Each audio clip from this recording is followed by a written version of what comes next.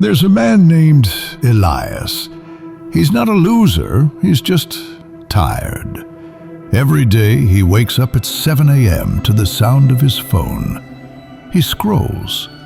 He checks the same notifications, the same headlines, the same people. He eats breakfast standing up, leaves late, and tells himself, "Tomorrow, I'll fix this." But tomorrow never changes. He's not weak, he's just being programmed. Because every environment trains its prisoners to stop noticing the walls. Elias lives what looks like a normal life. A good job, a nice apartment, a decent salary. But something feels wrong. Like his life is running on rails he didn't build. One night he comes home, exhausted, opens his laptop, and a random video plays. A man says, "Your environment is your invisible master." He almost clicks away, but something about that line stings. He realizes he hasn't made a single independent decision in weeks. Every action, from the time he wakes up to what he eats, is triggered by something external. His phone, his colleagues, his routines. He's not living, he's responding.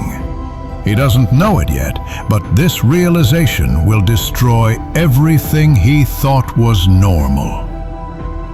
The next morning, Elias starts observing.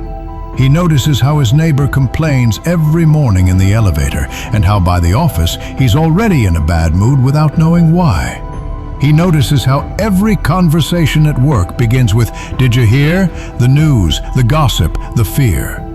He notices how silence feels uncomfortable now. He can't just sit still. He needs noise, movement, distraction. His environment has rewired him to crave chaos. That night he stares at his reflection in the mirror and whispers, "I'm not in control." But if the system is programming him, can he reprogram himself? Elias decides to run an experiment. For 24 hours, no phone, no social media, no background noise. He calls it the silence test. The first hour is unbearable. He keeps reaching for the phone that isn't there. By noon, his thoughts get louder, voices from his own mind, doubts, regrets, noise he's been drowning out for years. By 5 p.m., he almost breaks. But then something strange happens. He sits in his kitchen as sunlight fades, and for the first time in years, he feels his own presence. Not the version filtered through screens or expectations, but the raw, unedited him. It terrifies him, because if that voice was always there, what else has he been ignoring? Over the next week, Elias becomes obsessed. He begins mapping his life like a machine. Every behavior traced to a trigger, every emotion linked to an input. He starts seeing patterns everywhere: the office coffee machine, gossip loop; the after-work bar, distraction ritual; the TV before bed, sedation cycle. His environment isn't neutral, it's an algorithm, and he's the data. That night, he writes on his wall in red marker, "Control your inputs, or someone else will." He has no idea how true those words are about to become. It starts small. He changes the layout of his apartment.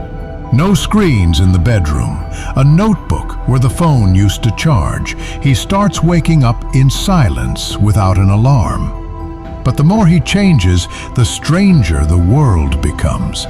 People around him notice, and they don't like it. His boss jokes, "You've gone monk mode." His friends say, "You're obsessed, man." They don't realize that what looks like obsession is actually freedom. But Elias feels the tension growing. The system doesn't like defectors. And he's starting to see just how deep the control runs.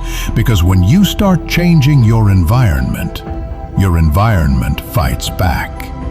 By week 3, the pushback hits. His job piles on more tasks. His friends start ghosting him. His phone, which he now uses only 1 hour a day, suddenly floods with notifications. Coincidence? Maybe. But Elias feels something else, resistance. It's as if the world around him can sense he's slipping away. That night he dreams of standing in a room full of screens, each one showing moments from his life. Every decision he thought was free was just a reaction to something he didn't see. He wakes up in a sweat. He realizes freedom isn't a mindset, it's a battlefield. Elias writes new rules for himself, what he calls the control protocol. 1. Silence before screens. No external input before his own thoughts. 2. Movement before comfort. Physical action before consumption. 3. Creation before distraction. Build something daily before scrolling. 4. Proximity audit. Every person in his life gets classified, builder or breaker. He starts designing his environment to serve these laws. The moment he steps into his apartment, it reminds him who he's becoming. Every item, every sound, every symbol, intentional.